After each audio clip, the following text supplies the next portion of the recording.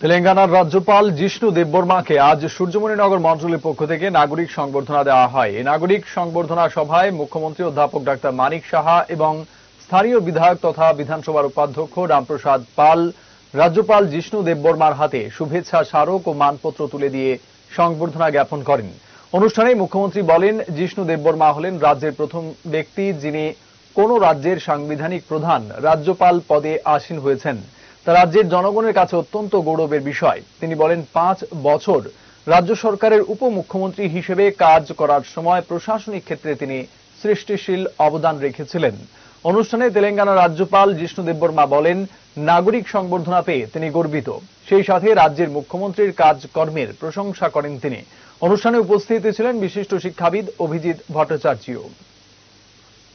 রাজনীতিতে প্রত্যক্ষভাবে আমি অনেক পরে এসেছি, যদিও রাজনীতির সাথে আমি যুক্ত ছিলাম সবসময়, কিন্তু প্রত্যক্ষভাবে যখন রাজনীতিতে আমি যুক্ত হই এবং পরবর্তী সময়ে যখন আমি প্রথমবার মুখ্যমন্ত্রী হই, 9 মাসের জন্য উনিও উপমুখ্যমন্ত্রী হিসাবে সেখানে ছিলেন এবং এর মধ্যে আমাদের মধ্যে যে একটা তালমিল ছিল, বিভিন্ন দায়িত্ব উনি ছিলেন, আপনারা সবাই জানেন, অর্থমন্ত্রী ছিলেন, বিভিন্ন দায়িত্ব, সেই দায়িত্ব ওনাকে দেওয়া হয়েছে। এত সুন্দরভাবে সেই দায়িত্বগুলো উনি পালন করেছেন এবং সাধারণ মানুষের জন্য, জনজাতিদের জন্য এবং জাতি জনজাতি সবার জন্য উন্নয়ন হয়, সেই দিশায় উনি কিন্তু বিভিন্ন কাজ এই সরকারের থেকে কাজ করেছেন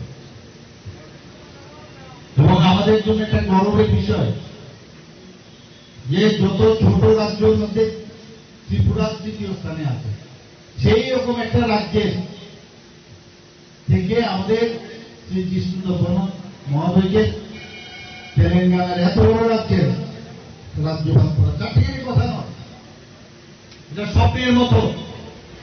আমরা কোনোদিন ভাবিও নি যে ত্রিপুরার থেকে কোনোদিন রাজ্যপাল হতে পারে। আমি বলবো ঠিক সময়ে সঠিক সিদ্ধান্ত নিয়েছেন।